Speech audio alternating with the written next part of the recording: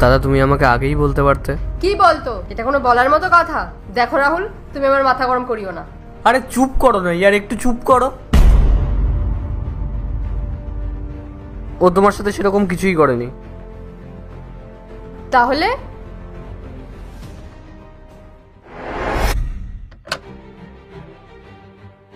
বৌদি চা বানাচ্ছিলে নাকি? খুব সুন্দর গন্ধ আসছিল, তাই চলে আসলাম। বৌদি চা বানিয়েছেন নাকি? বৌদি চা।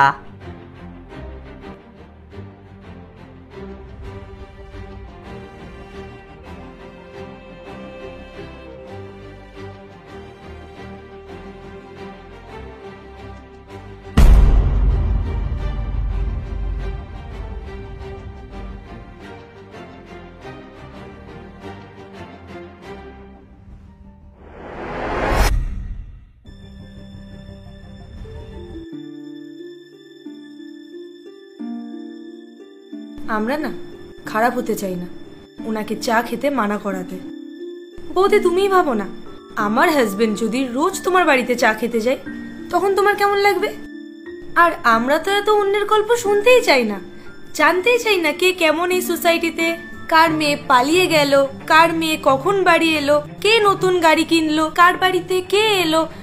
আমরা তো এত অন্যের খবর জানতেই চাই না, আমরা নিজেদেরকে নিয়েই ব্যস্ত থাকি, আমাদের কোনো ইন্টারেস্টই নেই এসব বিষয়ে।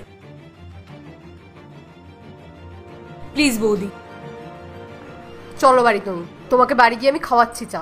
কখনো আমার সাথে তো এরকম চা খেতে খেতে গল্প করো না। করি তো। হ্যাঁ খুব করো গল্প।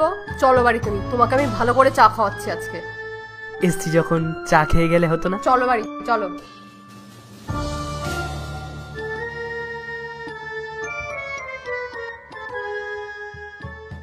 পার্ট 2 দেখতে সাবস্ক্রাইব করুন W Short 07।